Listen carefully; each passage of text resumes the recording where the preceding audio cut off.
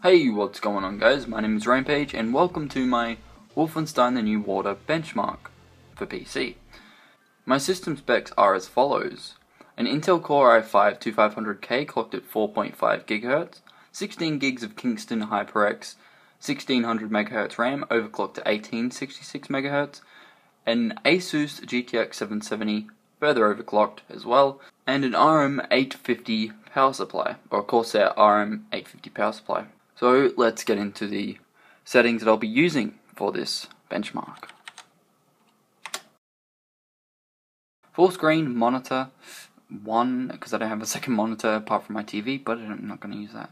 Resolution 1080p. VSync is enabled for some reason. I'm just going to quickly disable that. FOV at 100. And if we go to advanced options, for some reason it's at the top, we've got graphics quality custom, VT cache size set to high, VT compress disabled, max PPF at 64, shadow resolution at 4096. I'll show you what happens when I set that to 8192 on a GTX 770 in a second. Depth of field at high, that's as high as it goes. Screen space reflections at high, additional quality settings at ultra, and haze flare enabled. So if we back out and go resume, now watch the GPU memory, which is pretty much using maximum 2 gigs for some reason. Alright, so I'll quickly just show you what happens when we turn up the shadow resolution to 8192. Now I do know why this occurs. It basically occurs because the GPU memory is basically running out. Now you'll understand what I mean when I actually get into the game. Here we go. But it doesn't actually use as much as it was before, which is really weird, and it drops my frames down to either 0 or 1 frame per second, which is very you honestly just can't play it at all. So to fix that, if you have that kind of issue, just turn down the shadow resolution and you should be fine. Now, VT cache size is basically the texture cache size for the actual textures. Now, the higher you go, the higher quality the textures look. VT compress is basically compressed textures, and I assume it's going to give you slightly less quality. Max PPF is basically texture streaming limit pages per frame. Now, to explain that in some degree, I assume it's got something to do with how many times per frame you see the textures. Now 64 times per second is not, I assume it's not very fast. In Rage it was set to something ridiculous like 200 or 300 or something like that, which made the game absolutely lag, and it was terrible. So you can play around with that if you're starting to get lag issues, or turn down the shadow resolution, you should be fine. Now additional quality settings is bundled between anisotropic filtering and also anti-aliasing. But you'll find that anti-aliasing doesn't want to get disabled unless you force it either through the Steam launch options for this game, or with a shortcut after the target you put the code there, and that would be fine. But the performance, to say the least, is not the greatest. As you can see here, it's constantly dropping. Now, I can play with this, but when it's constantly dropping between 60 frames per second and 50 frames per second, it's not a good thing. Now, this game is, as you can see there, is using 1922 megabytes, or 1.9 megabytes. 19 point whatever megabytes, which is basically 1.9 gigabytes of my GPU RAM, which is not good. Now, for some reason right now, it's basically maxing out my GPU memory. Now, there's also another thing to point out here, is that the game doesn't want to use anything above 1 gig. Now, I've seen it go above 1 gig just before, when I turned the shadows to 8,000, whatever it was, and it went up to 1.12 or 1.2 something gigabytes, which is really weird because it's got, if we go to the EXE, which is here, and we go to this one, shoot, where is it? Here we go. You'll find that it's got the app can handle larger than 2 gigs address space enabled. So you'd think that the game would actually allow to use, it would allow you to use more than 2 gigabytes, but it doesn't. So, alright, I'm just going to get out of this real quick.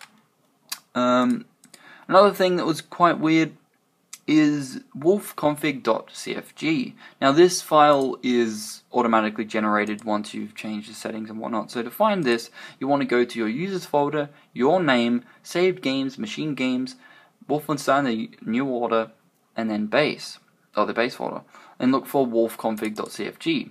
Now scroll all the way down, you'll find R mode at 16 and R multi-samples at, it was set to 8, but I tried setting it to 0 and it did absolutely nothing. As you can see, it's basically still doing the exact same thing. So if I quickly save that, does it actually work? No. So it is, I did set it to 0, but as you can see within the game, it actually still has anti-aliasing set to 8. So I assume to force 0 multi-samples, which is anti-aliasing, or 2, whatever, I would have to do it through either the shortcut I created or through the Steam launch options. Now this is just basically a performance sort of overview of the first initial level, and if it's dropping between 60 frames to about 47 frames on average, it's not going to be a very thrilling experience. Now I keep dying obviously because I'm not actually trying to continue, but another thing to point out is that there's no anti-aliasing option within the actual options menu, which is going to be quite difficult for me to actually proper benchmark this game. Now if we turn down the quality settings here, let's see what happens, shall we?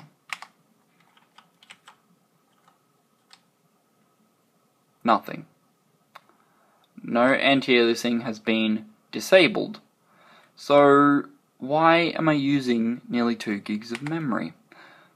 I have no fucking idea. Yeah, that's a weird one, actually. Because normally with games that, if you're changing settings in here while you're in there, the settings get enabled. So let's just see if we can go out of the game real quick. Whims, whatever. Oh, fuck.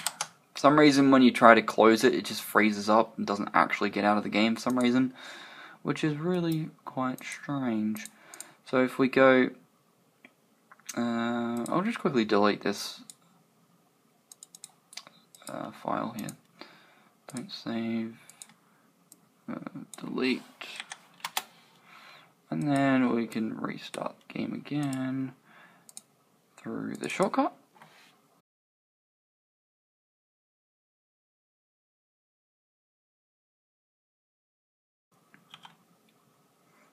Okay, so we've still got it set to Ultra. So if we go to Options and change that, let's see what happens now.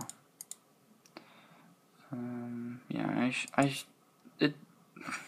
additional quality settings does have anti-aliasing with it, so I'm not too sure why it's not actually changing. It still looks like it's got 8 times anti-aliasing on for some reason. Not entirely sure why. So even if you do change the graphics setting, let's see what happens when we change it to low. Does anything happen? Okay, so it's using absolutely nothing. But the game crashed. So apparently if you set the game to low, the game decides to crash.